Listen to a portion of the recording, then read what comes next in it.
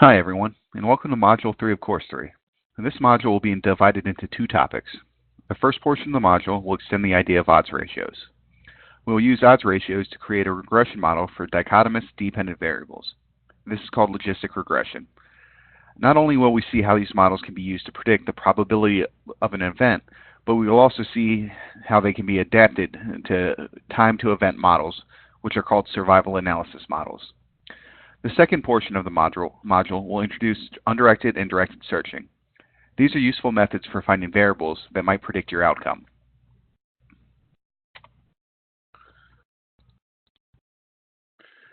To begin this module, let's review odds ratios from last lesson. Odds ratios tell us the probability or odds of an event happening given that another event has already occurred. We can think about this as a dependent and independent variable. As an example, let's use cancer mortality statistics from the state of Nebraska in 2016.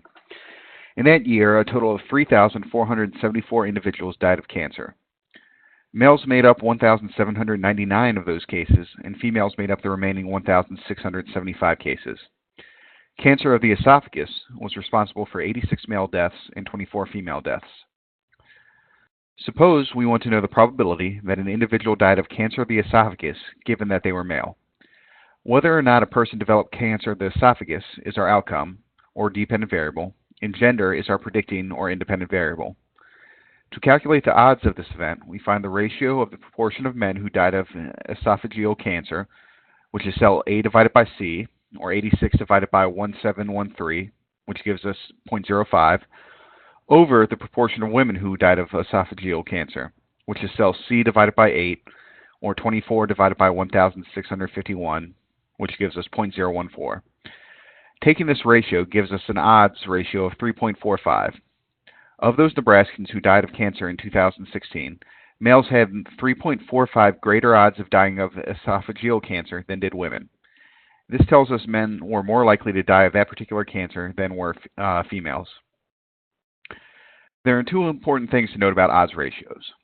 First, odds ratios close to 1 indicate that there is no relationship between the independent and dependent variable. In other words, an odds ratio of 1 means that the independent variable does not predict the dependent variable. Second, odds ratios greater than 1 indicate the probability of the dependent variable happening increases as independent variable increases. Values less than 1 indicate the probability of the dependent variable occurring decrease as independent variable increases.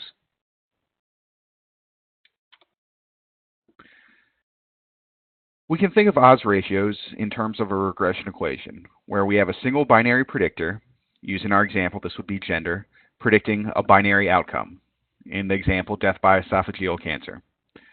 Looking back to when we learned about linear regression in Course 1, we can write a regression equation as the predicted y is equal to beta sub 0 plus beta 1 times x plus some error term, where y hat is the predicted binary outcome, beta sub 0 is a y-intercept, beta sub 1 is the slope, x sub I is the level of the binary predictor, so this just indicates whether a person is male or female in this example, and e sub I is the error term.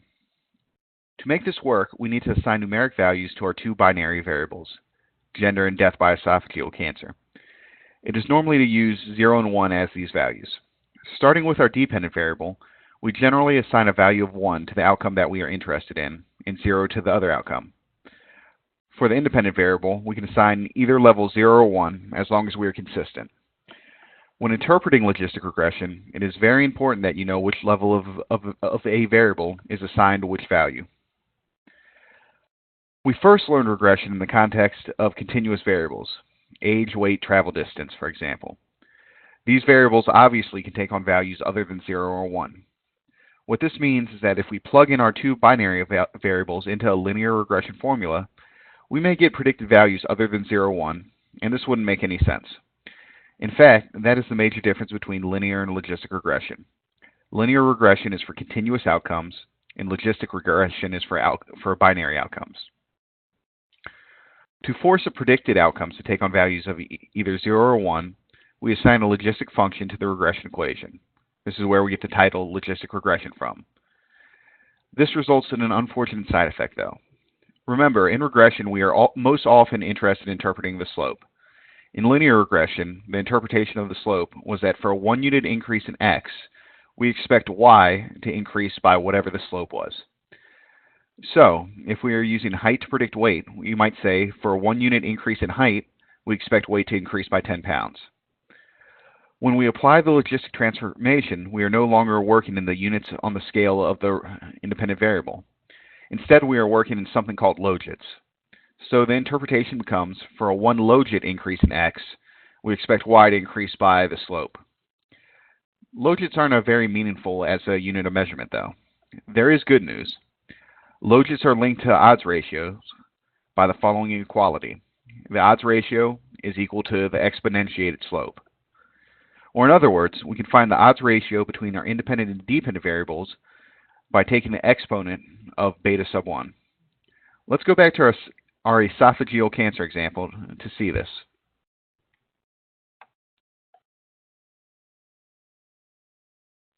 Earlier, we found that among Nebraskans who died of cancer in 2016, males had 3.45 greater odds of women than women of dying of esophageal cancer.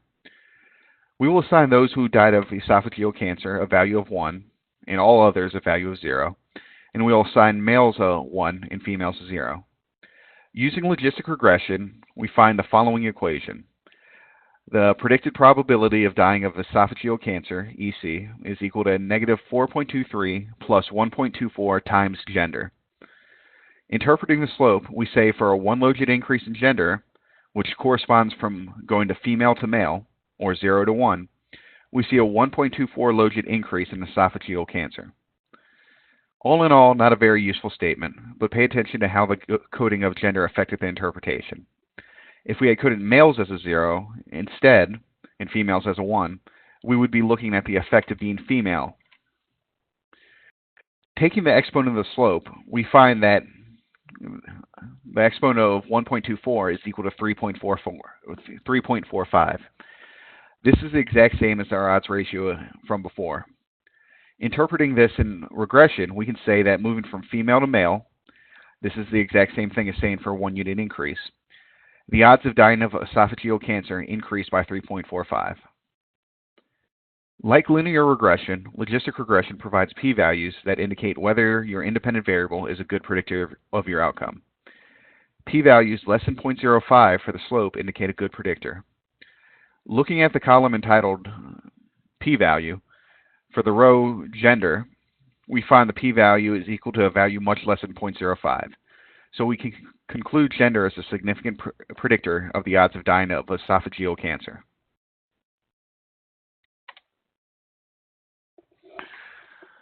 Like linear regression, logistic regression does not limit you to categorical predictors.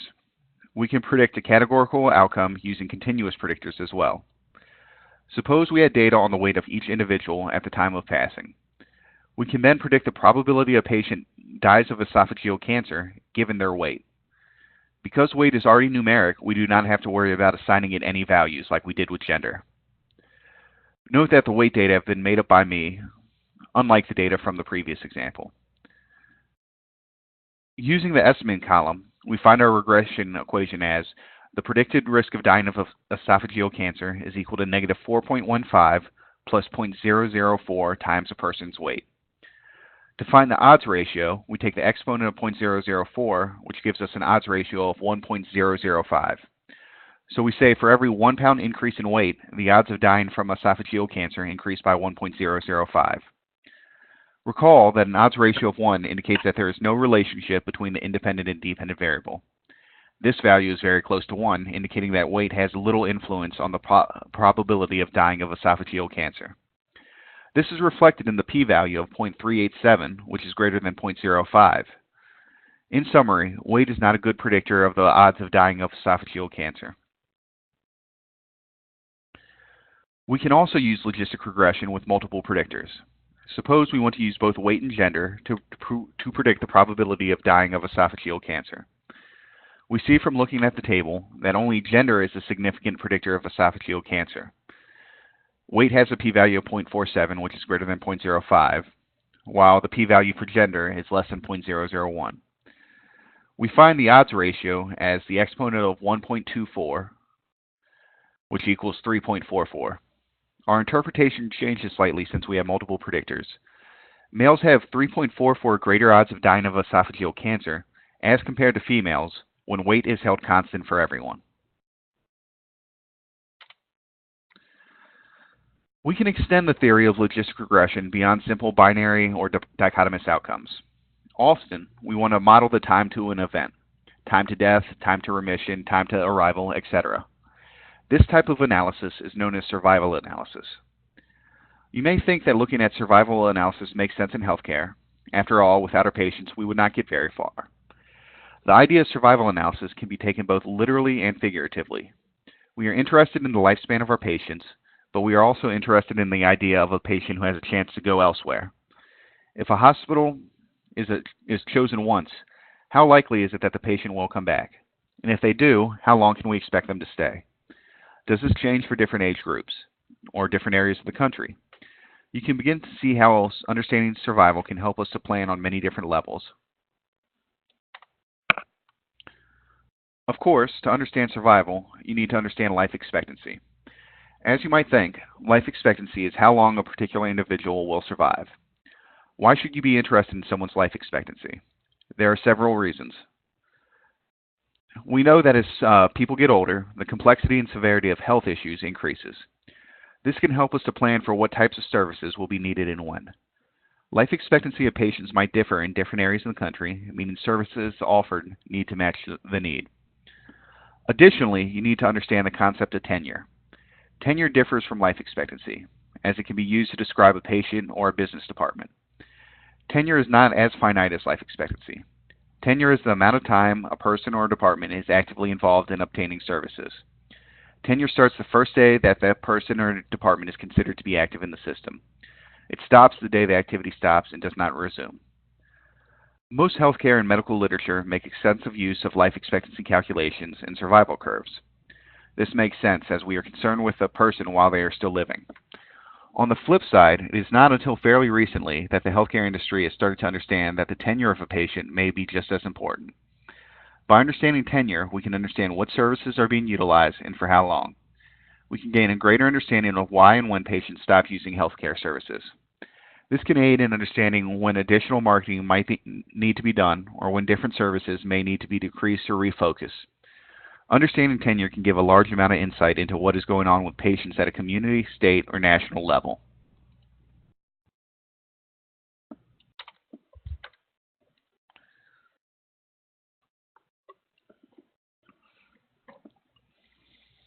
In figuring out how to look at life expectancy and tenure, we need to look at survival over time. This can be done in a few different ways, but some of the easiest ones are the epidemiology calculations we learned in the earlier modules. The first thing you need to do in order to look at these rates is to figure out who has started and stopped using services and when. This can be done by adding stop flags to records that show someone who has not been seen for a certain period of time. You can also look at adding a start flag to those records of patients who were first seen at a facility during a certain year. One of the things you may be interested in knowing is the hazard probability. This is the idea that you are looking at the number of people who may succumb over time. This should sound pretty familiar to you, as it is essentially the cumulative incidence rate that was discussed earlier in Module 2. This is the idea of looking at new instances over a period of time. You can also look at the point estimate. This matches up to the idea of calculating the prevalence rate. These can be useful if you are interested in looking at when different groups of patients start or stop using patient services. It may also be used when looking at survival of patients at different stages with particular diagnoses. In addition to looking at the hazard probability, another key aspect of survival analysis is understanding how to calculate mortality rates. Maybe we are interested in the survival rate of patients after being diagnosed with a particular form of cancer or a long-term illness. We can then look at the effects of mortality of different types of treatments. Generally, if we are looking at mortality rates, the data tends to be inherently censored. In the data mining survival analysis sense, censoring is not necessarily a bad thing. It just means that our data is truncated on one side or another. This might be due to when records start to be kept. It might be based on when the last update to a report was done. Censored data is something to always be aware of when you're working through a survival analysis project. There are three basic types of censored data. Right censored, where the customer is still active, but we are using a particular stop date. This might be looking at certain records for a particular set of dates or years. Left-censored, where we may not know where the record started exactly, or we may only know that the record stopped sometime before now. The third type is interval-censored. This is the type of data that often occurs in healthcare. This is a situation where we may or may not know when the record was started. We only know that it's active at certain time intervals that we are checking on it. For example, in the case of diabetes, we only know when a person is officially diagnosed as having diabetes. We have no idea how long they may have actually had the disease, just that it started sometime before the diagnosis occurred. Finally, rather than looking at when patients stopped using services, whether they went elsewhere or are deceased, we can look at retention rates. Retention is the idea of looking at the question, of those patients who are new to the hospital at a particular time X, how many are still here at time Y? You can choose any time X and Y that you want. Looking at patients in this manner can help to demonstrate when and why patients are deciding to not utilize the hospital services. It can help to determine where gaps in services may be, or how services compare to what is available in the larger community. It might help to better understand when services need to be brought in-house rather than being feed out. It could also help to understand if regular fluctuations such as seasonal exist. All of these different rates can give you ways in which to look at the data from multiple perspectives, which could show you hidden patterns that you may not have considered otherwise.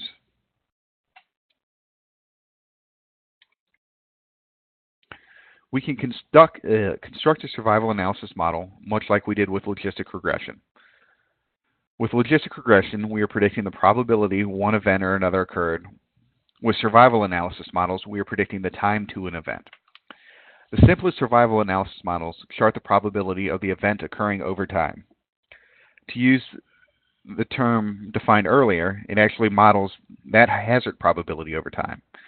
We will use an example to demonstrate.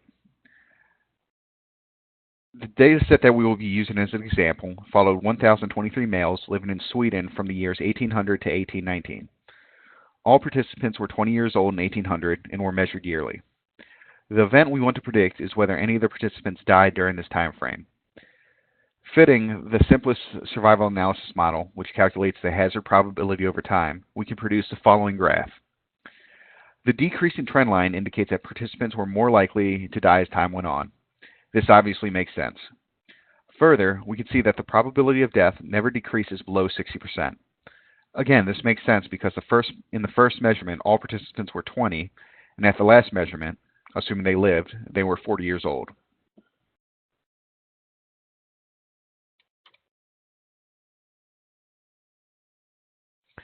Of course, one of the biggest uses of all these rate calculations is not only to understand what is happening in general with your patients or customers, but also to enable you to compare groups to each other to get a sense of where the differences may play a part. The technical term for dividing your data into meaningful categories or groups is stratification. We can do this by including a categorical predictor in our survival analysis model. Without deciding on a grouping mechanism, you really can't do any meaningful comparisons or understand your results.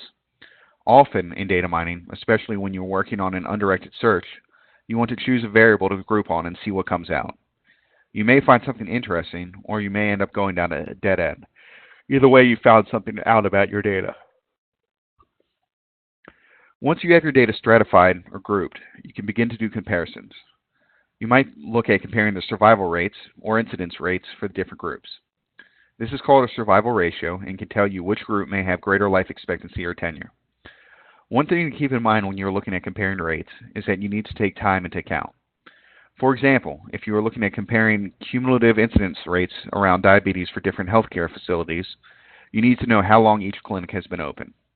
If one has been open for 5 years and the other only for 3 months, you should expect to see a higher incident rate for the clinic that is open longer, simply because it had more opportunity to serve patients, potentially making its patient population larger. Additionally, if the service in one clinic is not as good as that provided by other clinics in the area, you would see a dramatic drop-off in tenure as patients decide to go elsewhere for their medical care.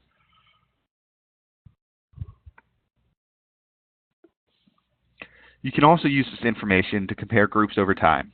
You might be interested in seeing if a particular exposure or disease prevalence has changed over time.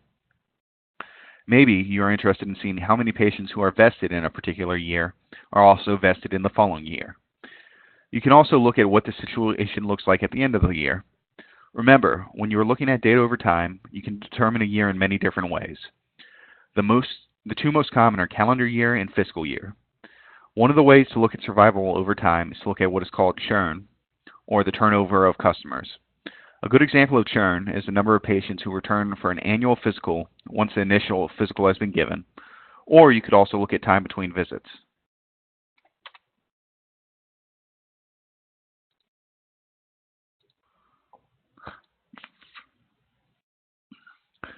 Using the same data set as earlier, we will create a survival analysis model to investigate whether socioeconomic outcome, or status, which we'll categorize as lower or upper, affects the time to death of individuals in the sample. In this example, people in the upper SES group will be coded as 0, and those in the lower group will be coded as 1. From the output, we can see a few things. First, the p-value is less than 0.05, so this indicates that SES did have an effect on mortality rates among males in Sweden in the 1800s. The slope is 0.4795, which doesn't tell us much. However, as in logistic regression, we can take the exponent of the slope to find the odds ratio. The odds ratio for this model is 1.615. This means that individuals in the lower SES group had 1.65 greater odds of dying at any point in time as compared to the upper SES group. The phrase "at any point in time" is important. It means that we assume that the difference in mortality between the two groups is constant. The fact this assumption lends itself to this particular survival analysis model, the proportional odds model. This assumption may not hold in real life. For instance, it may be that the effects of SES are more salient as an individual gets older. Different survival analysis models exist that relax that assumption, making survival analysis a flexible tool for modeling time-to-event data. Finally, as with all regression, continuous and multiple predictors may be included in the model as well.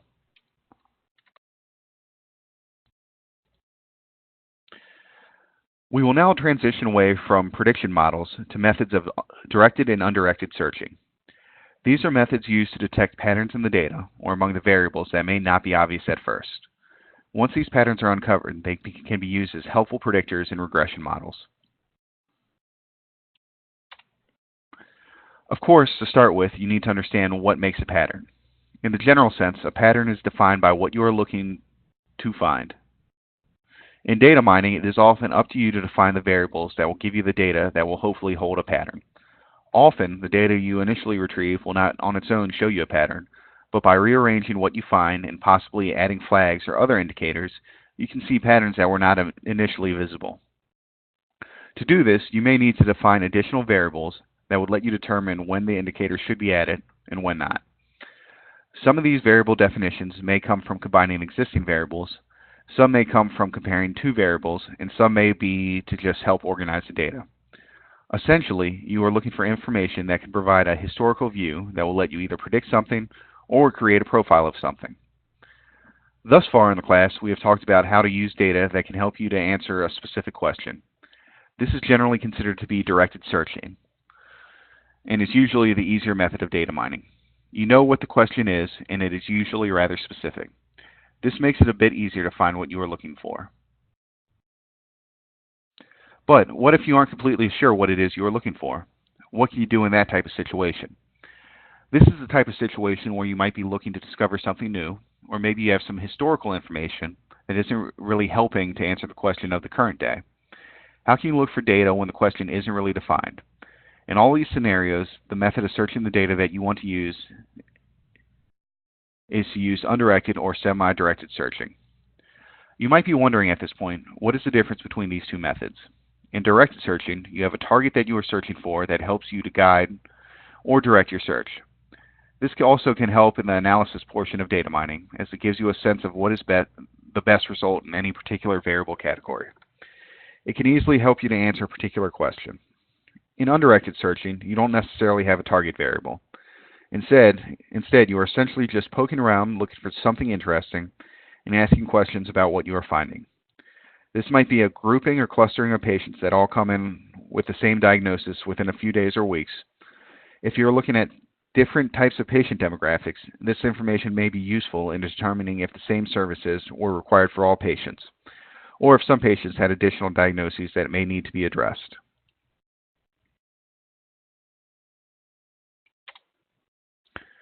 We'll start out by reviewing how to do a directed search, as this type of data mining will seem much more familiar to you. This is what you probably do as part of your job on a regular basis. Someone asks you a question such as, what is the average length of stay for any of several diagnoses? You can then go to Data Mart and look up the information, put it into a spreadsheet, and provide the answer. This is an example of directed data mining. You have a target variable, in this instance length of stay, and you have a pretty good idea of where to find the information. The epidemiology calculations that we've discussed in earlier modules can help you to understand the frequency that a particular situation occurs, and how that compares to the larger population or other locations. You can use decision trees to determine what is important and what may not be. You can also use statistics to confirm or refute hypotheses that you've created.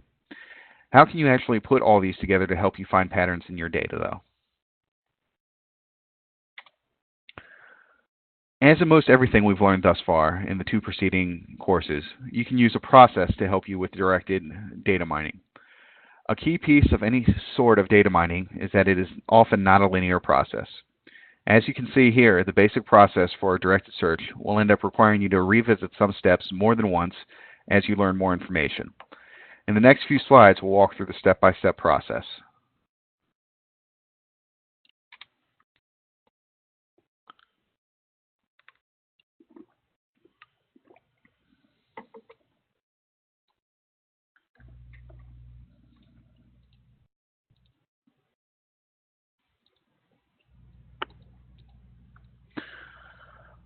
You want to start out by making sure that you know what the question is that you are trying to answer. You may need to translate the question into language that makes more sense for business mining. Instead of having a goal of learning about patient demographics for a state, you want to translate that into something more concrete, such as identifying patients who mainly use a pharmacy, or forecasting the number of patients over the next 3 years who may need specific services based on the implementation of a new health promotion strategy. To help in the translation piece, you can ask questions such as, how will the results be used? This can help you understand that in addition to understanding what types of patients may be at risk for certain diseases, your requester might be interested in knowing why they are at risk, or when they may be more likely to become at risk. This can help to predict when fluctuations in services may occur and allow for better planning of staffing and space. How will results be delivered? You also want to understand if your project is intended to be a test case or if you will be putting together a report or presentation. Maybe the goal of the project is to set up a recurring report to see if there have been changes in patient demographics or service workloads. Of course, when you know what your question is, you need to choose your data. Once you understand what the question is, what problem you are trying to investigate, you want to make a list of all the data types that would be the ideal situation to help you find the answer. This is what gives you the direction in a directed search. If you have a sense of what the data you would like, you have a better chance of finding what you are looking for. Obviously, you should be asking yourself what data is available and where do you think it might be located. You also want to get a sense of how much data might be enough. This is a bit harder to decide. You need to have a bit of an understanding as to whether or not your data is high density or scarce, and whether that fits with your expectations. You will need to have a bit of a sense of how much history might be required if you are looking to create a prediction model. Additionally, you want to know how far in the past your data should go. Much of what you learn in Course 1 around looking at data in different ways, such as seasonality, can help in this area. Now that you have your data chosen, you want to look at the data and do some preliminary analysis that will let you learn about the data itself. Use your knowledge of statistics and basic data analysis to get a sense of what the data looks like. Use one of the basic chart types from Course 1 to tell you if the data is normally distributed or if there is an expected skew to the data set. Look at the range of the data. Is it what you expect? How do the mean and median compare to each other? What values are missing? Are there many or few data points missing? If you look at data across time, are the variables consistent? You want to compare the values of the data to the description of the variables. Do they make sense? Are the descriptions complete and accurate? You want to try and validate any assumptions you made. Create a few hypotheses around the data and look to see if you can prove that the null hypothesis is true, that there are no differences.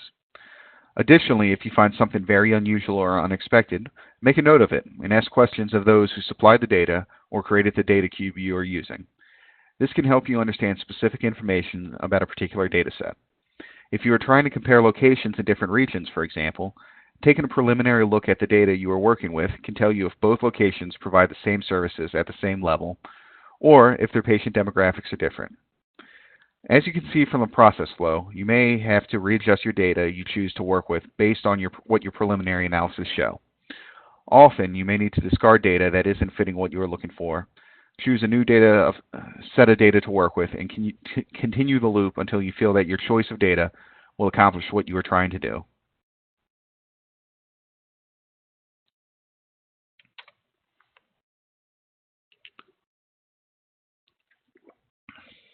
Once you have found data to work with and have an understanding of what your chosen data set contains in them, you need to begin to create what is called a model set.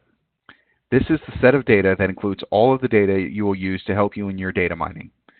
This usually will require you to organize the data from multiple sources and possible data in multiple formats. One example of this would be to create a customer or patient signature file. This is a situation where your data is describing patients. You can use the information in the rows and columns to identify the same patient in different ways and across multiple systems. In creating your model set of data, you also want to make sure that it is fairly balanced. This means that instead of throwing out or deleting outliers, you might want to save them in another worksheet to look at later. They might show something interesting once all the outliers are in one place. If you have several different groups of data that you are looking at, you would want to try and have a relatively equal number of records from each group to make certain that your model is well-rounded. You want to make sure to include multiple time frames if your question involves looking at dates and timing. If you were looking at a 3-month workload for nursing, you want your model set to have enough different time frames to allow you to look at different 3-month segments. Maybe you start out looking at October through December and then change from November to January. Your model set of data should allow you to change these types of parameters, as some patterns don't show up in normally expected time frames. This way, you have a choice at looking at your data by fiscal quarters or by seasonality. You are not locked into one or the other. Once you have decided your model set covers the situations that you are looking to find patterns in, you want to split the set into 3 groups. One group you use to help decide what it is you might be looking for. The second group is used to help you validate your initial ideas or hypotheses. The last group is your test group and is usually from a different time frame than the other 2 groups. This group will help you test your validated ideas to see if the patterns you are finding are stable. Now, you should have a pretty good idea of what the data is showing you and some preliminary ideas on patterns. You want to go through the data again and clean it up. We've already discussed some of the ways that data can have problems. Issues such as these need to be addressed in some way before continuing on. The next step is to add any transformations to the data that you think might help you in answering your question. This could include removing obvious outliers, creating ranges for numbers rather than looking at infinite options, grouping categorical variables, finding means, or even changing counts into proportions. As you apply transformations, you may discover additional areas in which the data has issues that need to be cleaned or fixed before you continue.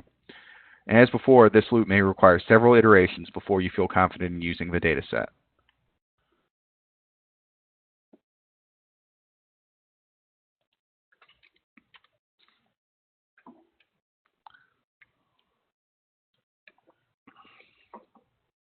Okay, at this point you're probably thinking, I've spent all this time trying to get the data organized, when do I actually use it to help mine more data? The next step in directed searching process is to use the information that you've gathered thus far to set up a model to help you assess new data as it becomes available.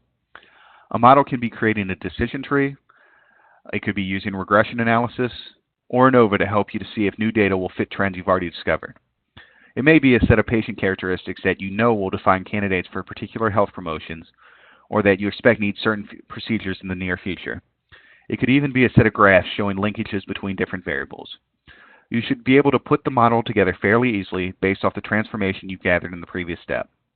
Often, a simpler model is easier to work with. Now that you have your model built, you want to do a double check to make sure that the model is useful. You want to ask yourself, how accurate is the model? When I look at a test case, does it come out the way I expect? How well does the model describe the observed data? In the case of a patient profile, does it handle both expected data points and also allow a place for unexpected data outcomes? How confident am I in using the model? This is where some of the statistical analysis can help, such as regression or ANOVA, as they give you a way to check accuracy and predictability. How easy is the model to understand? If you need to transfer your knowledge of what you've created to someone else, can you easily explain what you've done? To answer the types of questions just mentioned, we often look at error rates. You want to make sure that when looking at error rates that you understand the consequences of the different types of error, such as false positives and false negatives. You can also use something called LIFT, which looks at the proportion of different groups' makeups in the whole set. An example of looking at LIFT would be to look at how the proportion of different age groups of patient change over time at different locations. This can help you better understand if certain types of staff specialties will need to be adjusted going into the future.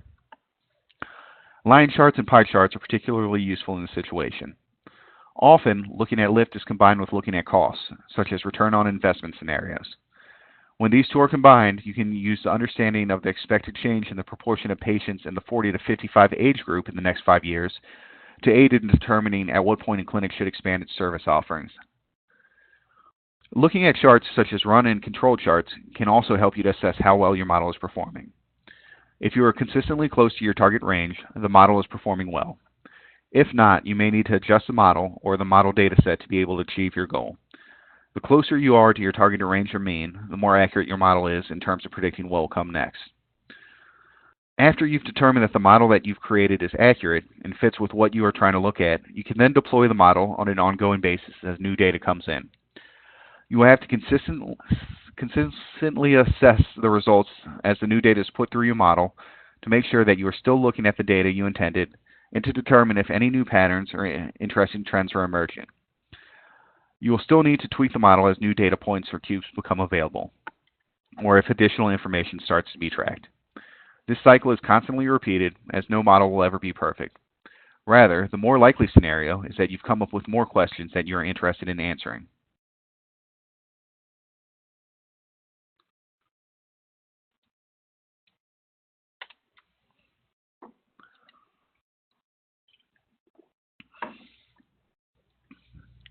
Now that we've reviewed the process for doing a directed search, we're going to cover how to do an undirected or semi-directed search.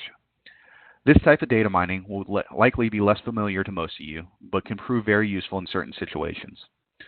Undirected data mining can be useful when you don't know the question or when your question doesn't have a simple answer.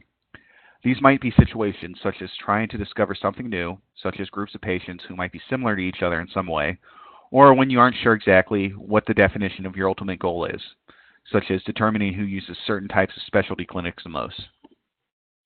Essentially, in undirected searches, you need to pay attention to the unexpected, as often it can provide insights into a pattern or situation, as well as learn from the data to determine which direction you should focus on next.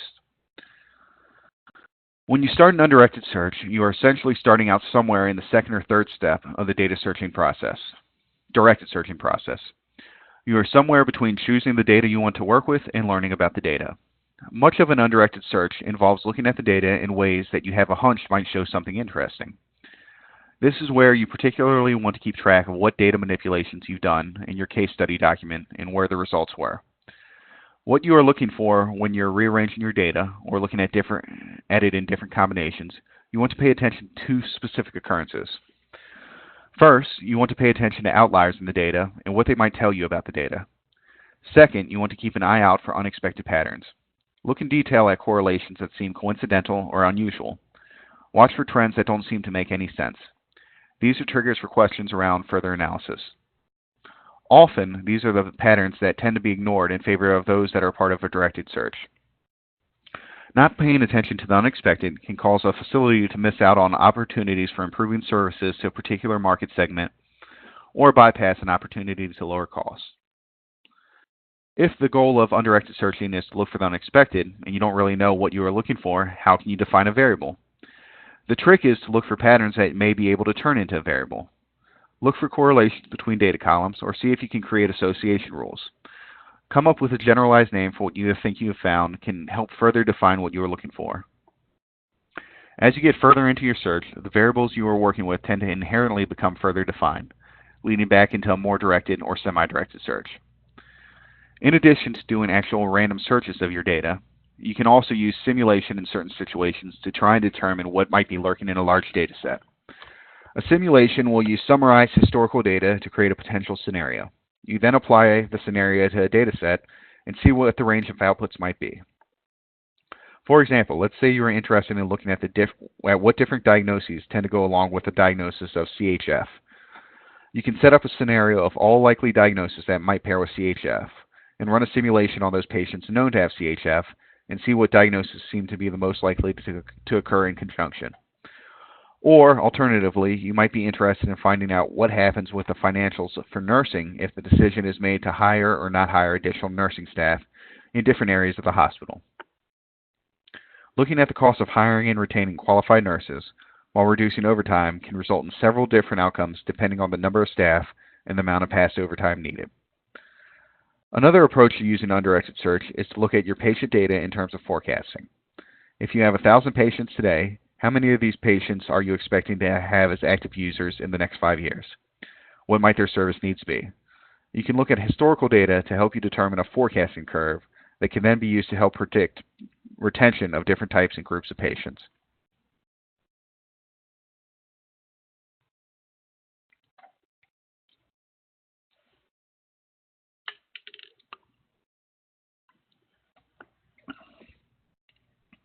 One method to help in discovering interesting patterns in an undirected search is to look for similarities between records and use them to either segment the data, create clusters, or even put findings into sequences.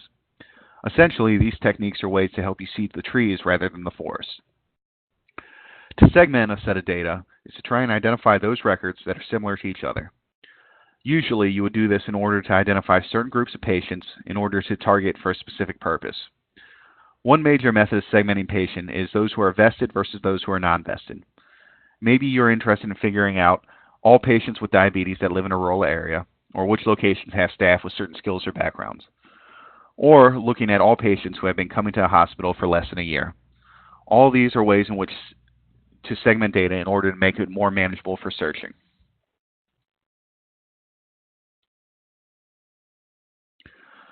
A similar method of looking at the data is to look for clusters of data records that are close in similarity to each other while being very different from other records. For example, if we think of trees, you might have a cluster of trees that have needles and those that have leaves. Once you've identified which trees belong to which cluster, you'll start noticing additional similarities between the members of a cluster as well as differences. If you look at all the trees in the cluster with leaves, you may discover that some trees' leaves change to red in the fall, while others change to yellow. You can also look to see if certain trees can be clustered for those that are good for furniture making and those that are not. Often, you may start out by segmenting the data and then moving into looking for smaller clusters that can give you more insight into your data. You can look for all sorts of different sets or clusters of records. It is up to you to decide if the clusters are meaningful or useful. Another way to look at your data is by looking at sequences. Certain things can occur in a particular order. Some sequences you may already be aware of. Others may crop up as you mine the data. In order to find new sequential patterns, you need to start out by understanding the ones that already exist in the data. If you think about the situation of filling prescriptions, many prescriptions are filled on a regular basis. For example, options may be either a 30-day prescription or a 90-day prescription. If we look at all patients on a particular drug, maybe for blood pressure, we can look at how often they fill their prescriptions over the course of a year. If we look at how often a patient refills their prescription at a pharmacy, we can group our patients into segments based on the number of prescriptions filled. This can let us answer things such as, if a patient has 6 prescriptions in a year, what is the probability that a patient will have 7? You can use similar sequencing rules to help determine if there's a change in behavior. Anytime that you're considering using segmentation, clustering, or sequence rules, you want to keep in mind that because you are the one determining the divisions in data, there may be bias present. As long as you have learned previously, although you can't completely remove bias from your project, as long as you are aware it might be present, you can better understand how it might influence your results. In addition to looking at segmentation and clusters within data, you can also use external data such as the census to create segmentation and clusters defining the community around a particular clinic or hospital, or even the population of your catchment areas. Clusters can be defined by demographics or geographic area. Depending on what you are interested in looking for, either option can be useful. Another approach to undirected searching is to try and use what you find in the data to make associations and build association rules that can be applied to additional data set. For example, you may be able to use the fact that certain lab tests are highly likely to occur together to help you build a rule that flags a patient record every time both tests occur in the same record. This might give you insight into what the population looks like, possibly helping in planning for both tests to be done if a patient with that profile is scheduled for an appointment. Association rules generally fall in one of three categories: actionable, trivial, or inexplicable. An actionable rule is one that can provide direction as to what to do next. Trivial rules are ones that everyone already generally knows. These are rules such as patients who have CHF also have their blood pressure checked. Inexplicable rules are ones that don't really have an explanation and don't give insight as to what to do next.